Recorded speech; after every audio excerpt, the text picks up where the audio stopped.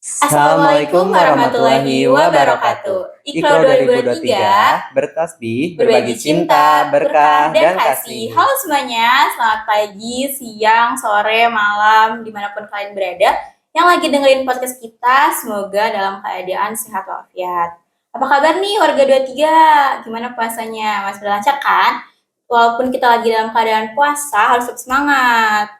Gimana nih kemarin di episode pertama, seru kan? Kamu masih ingat gak sih kemarin episode pertama ngebahas apa? Masih ingat dong, kemarin kita di episode pertama ngebahas surat Al-Alaq ayat 1-5 sama kewajiban menuntut ilmu. Betul. Oh iya, kita belum kenalan nih. Hai semua, selamat datang kembali di podcast Ikro 2023 bersama kita di episode 2 ini. Aku Lucky dari kelas 10-5 dan aku Slavina dari kelas 10-3. Kali ini kita bakal nemenin kalian dengan ngobrol-ngobrol santai dengan topik-topik yang pastinya menarik dan bermanfaat. Episode kali ini kita juga nggak akan berdua nih, bakal ada narasumber yang menarik banget, penasaran kan? Jadi narasumber kali ini ada Bapak Kepala Sekolah tercinta yaitu Bapak Haji Solihin MPD dengan membahas mengenai Hablum Minallah dan Hablum Minannas. Oke, tanpa lama-lama lagi kita sambut narasumber kita Bapak Solihin MPD.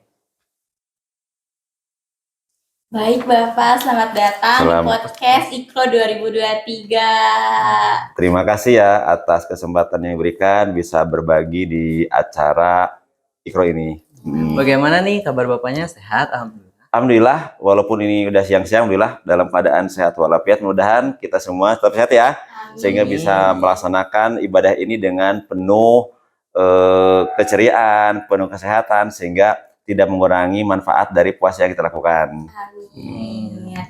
Tadi kan udah disampaikan nih bahwa hari ini kita materinya mengenai Hablum Minallah dan Hablum Minannas. Sebelumnya teman-teman udah pada tahu belum sih arti dari Hablum Minallah dan Hablum Minannas?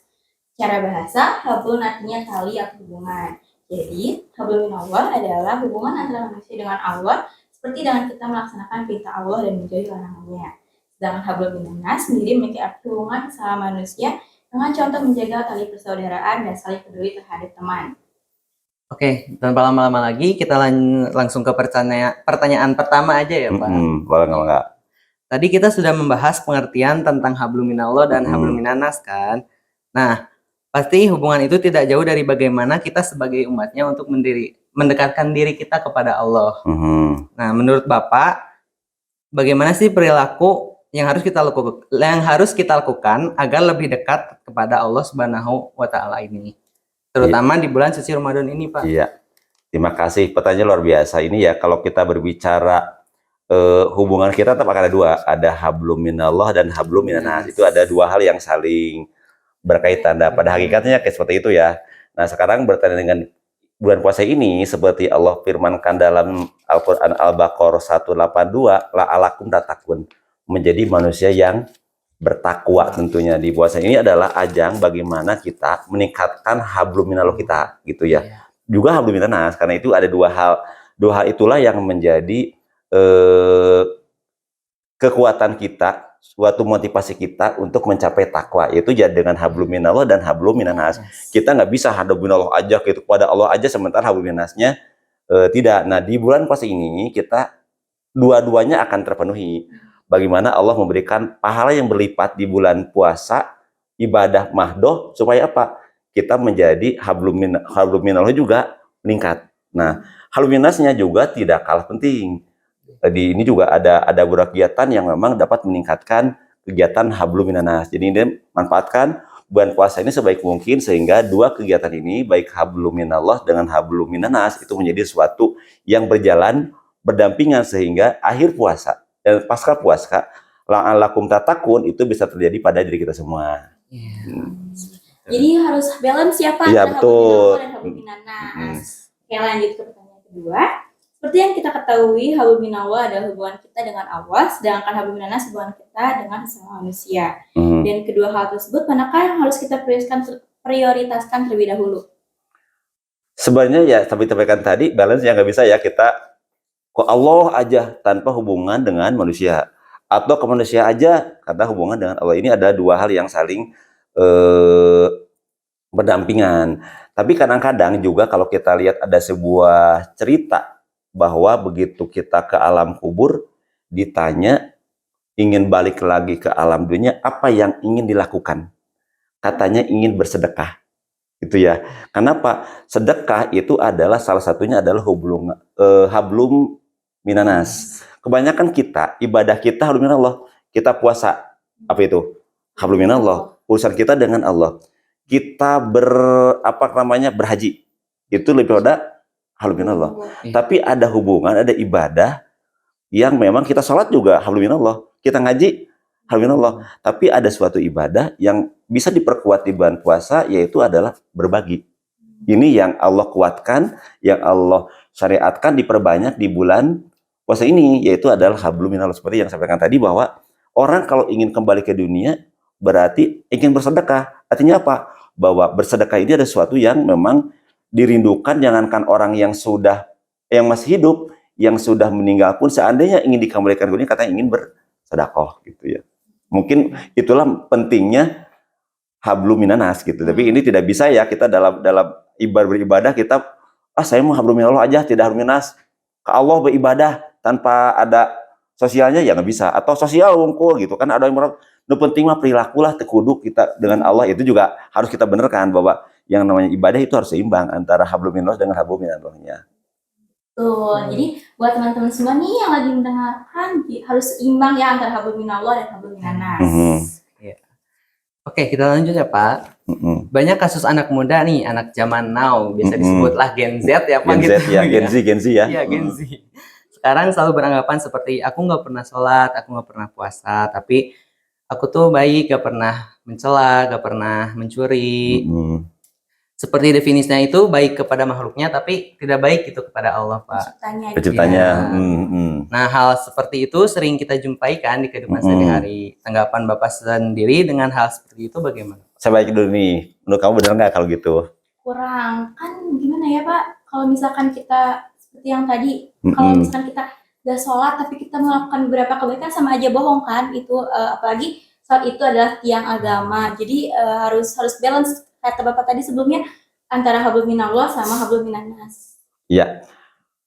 Setuju ya bahwa kita balance itu harus selalu ya, bahwa kita juga memang pendapat itu bagi anak muda mungkin ya ini pasti akan kudu salat penting orang bager. Teu salat oge beunghar gitu. Itu hal seperti itu ya.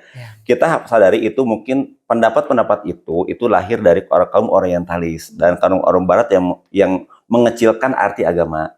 Tapi kita bagi seorang muslim nggak bisa membedakan agama dari kehidupan. Kita yakin bahwa adanya kita karena adanya Allah Subhanahu wa taala di kita gitu. Kita ada itu karena ada Allah gitu. Kita tidak mungkin ujuk-ujuk cerot datang sendiri. Sehingga kita tidak bisa, bagi kita orang muslim, mohon dipisahkan, mohon tidak terkontaminasi budaya-budaya yang memang secara umum itu merasuki pikiran kita. Cek logika kita sebenar gitu loh. Asa bener gitu ya. Teu kudu ku Allah gini orang teh bisa hidup, bisa sekolah, teu ibadah oge ranking hiji gitu. Bisa seperti itu. Tapi kan itu adalah pemikiran-pemikiran sekuler yang dipaksakan ke dalam diri kita. Sehingga kita itu merasa jadi benar gitu. Jadi kita di beragama itu nggak bisa hanya menggunakan otak. Tidak hanya bisa menggunakan nalar, tapi kita harus pakai hati gitu ya. Jadi kata Ustaz kan, kenapa sih kalau wudu, kalau salat mesti basuh muka? Itu kan syariat. Kalau udah syariat kita nggak bisa menggunakan lagi nalar. Itu harus menggunakan keimanan. Itu pun sama. Jadi nggak bisa kita mencampur adukan, terlalu memisah bahwa ini nalar, ini logika. Tapi antara nalar dengan keyakinan harus satu kesatuan. Sehingga mungkin pada anakku semua ini tolong keimanan itu nomor satu ya. Jadi tetap bahwa kita yakin bahwa di Pancasila aja ketuhanan yang Maha Esa. Artinya ada kita menempatkan diri bahwa Allah itu Tuhan yang Maha Kuasa adalah pencipta alam semesta yang harus kita imani. Jadi kita tetap harus ada keyakinan dalam diri kita bahwa dalam perilaku kita ada peran Allah. Baik. Lanjut ke pertanyaan keempat. Berarti dapat dipahami bahwa hablum minallah dan hablum minanas termasuk dua hal yang sangat penting bagi kita sebagai umat muslim. Nah, kenapa sih hal tersebut itu harus seimbang? Harus seimbang ya, kita kan ini ya, kita hidup ada dua, ada kehidupan di dunia dan kehidupan di akhirat. Kita nggak mungkin ibadah aja, tidak mikirin dengan sesama. Kita tuh sholat, sementara di sebelah kiri kita kelaparan, nggak peduli, nggak bisa. Karena kita juga lahir sebagai makhluk sosial. Kita lahir sebagai manusia, artinya kita juga ditakdirkan untuk bersosialisasi dengan yang lain, kan? Itu kalau kita dari dimensi sosial. Tapi kita juga sebagai makhluk pribadi, makhluk Tuhan yang Maha Kuasa, makhluk Allah yang Maha Kuasa. Sehingga kita juga tidak bisa hanya sosial aja gitu ya, tanpa beribadah. Kenapa? Apa yang kita lakukan itu harus benar ibadah. Apa yang kita lakukan akan dipertanggungjawabkan di akhirat.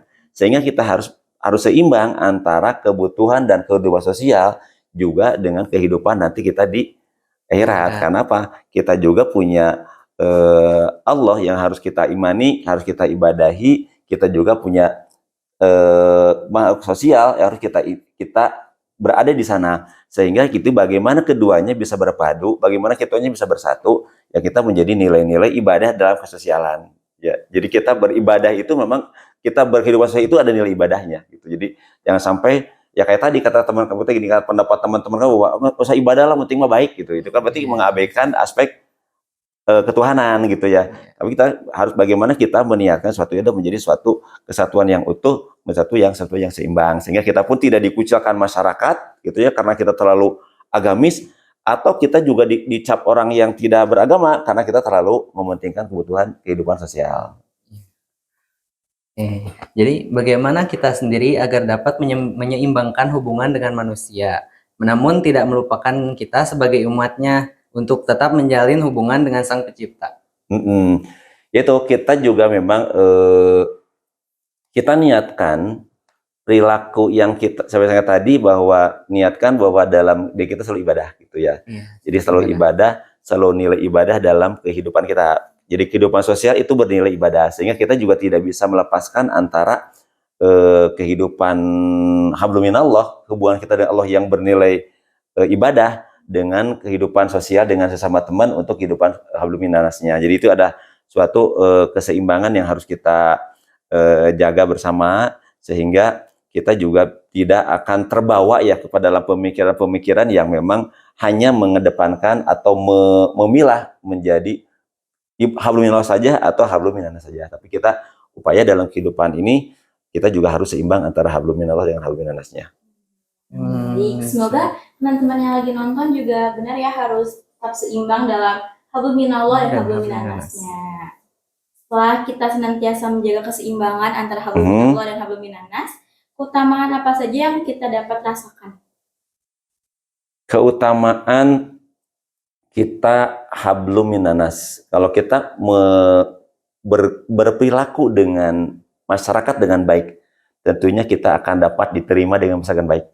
Kita akan merasa nyaman bergaul dengan teman, bergaul dengan atasan, bergaul dengan guru, bergaul dengan rekan teman. Teman juga akan baik. Kalau kita hablum minallahnya baik gitu ya, hablum minannasnya baik, maaf, maka kita akan nyaman. Jadi kita punya musuh satu aja, begitu kita tidak baik, kita hidup kita masa jadi asa nggak nyaman gitu loh. Kalian rasain bagaimana kita punya satu musuh. Kita nggak baik dengan satu orang aja, perasaan kita nggak mau ke kantin, takut Aisyah etak. Mau ke musola, takut ketemu. Mau ke sini takut. Dengan satu musuh aja, kita punya satu kehidupan baik dengan seorang, kita sudah merasa akan terbatasi. Mau ke toilet, takut ketemu. Mau ke sekolah, takut ketemu. Mau naik ini takut deketan. Itu punya satu musuh. Apalagi kalau kita lebih punya banyak musuh.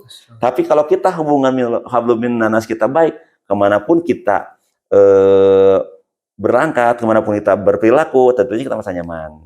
Nah, kemudian bagaimana hablum minallah, tentunya ini harus kita yakini bahwa kita adalah makhluk yang harus selalu taat kepada Allah.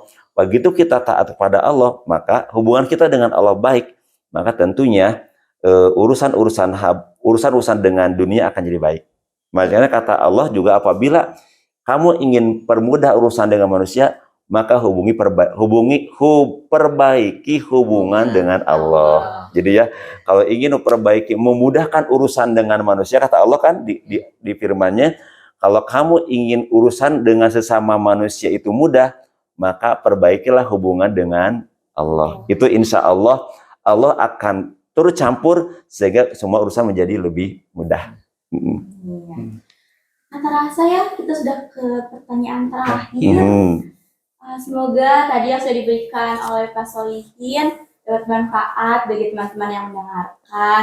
Terima kasih Bapak sudah Sama-sama, meluangkan waktunya. sama-sama ya. Terima kasih Bapak sudah memberikan ilmu-ilmu yang kepada semuanya, yang pada yang nonton. Udah menyempatkan waktunya ya datang di podcast padahal lagi sibuk. Wah, mungkin.